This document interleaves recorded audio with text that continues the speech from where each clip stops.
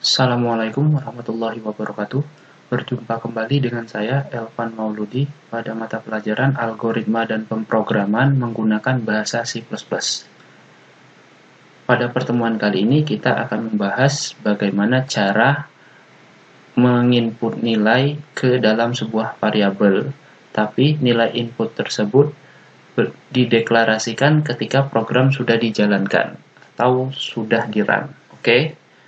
Sebelum masuk ke pembahasan utama, perhatikan contoh kode program yang sudah saya buat ini terlebih dahulu. Nah, di sini ada preprosesor IO stream yang fungsinya adalah untuk input dan output stream. Kemudian di sini ada sebuah variabel dengan nilai 40 dan di bawahnya ada operator untuk mencetak tulisan seperti yang terlihat pada layar. Oke, sekarang kita coba jalankan programnya atau kita run. Hasilnya seperti ini. Pada layar muncul output berupa tulisan usia Pak Sambu saat ini adalah 40 tahun.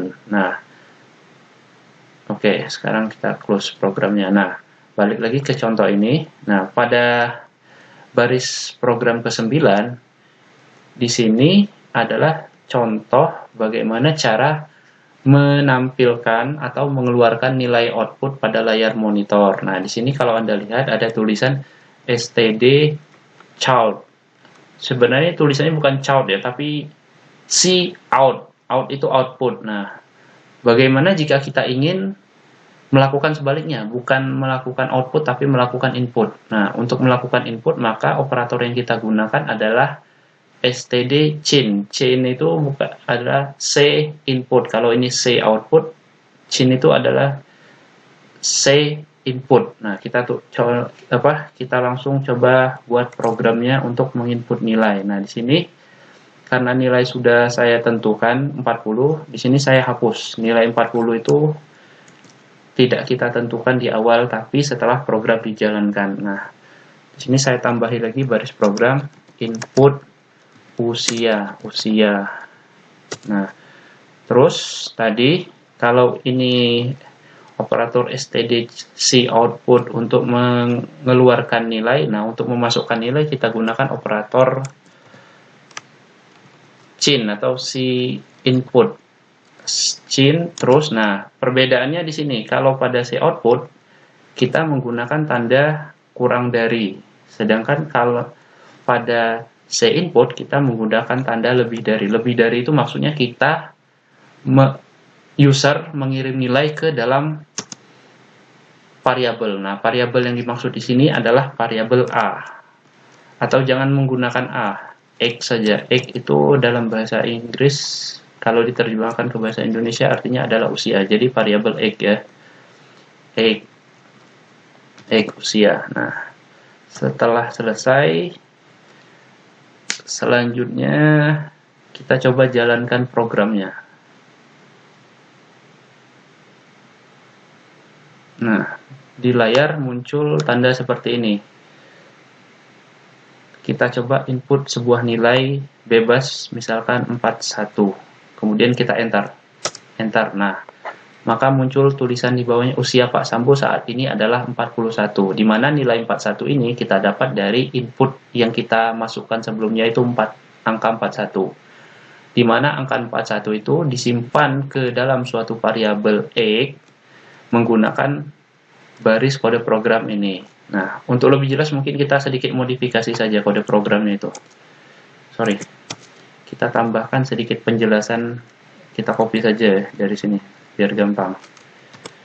Saya copy, saya paste, tapi keterangannya saya rubah. Ini saya naikkan saja ke sini. Nah, keterangan ini saya rubah. Ini saya hapus. Masukkan usia Pak Sambu.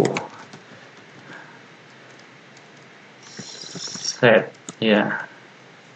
Seperti ini.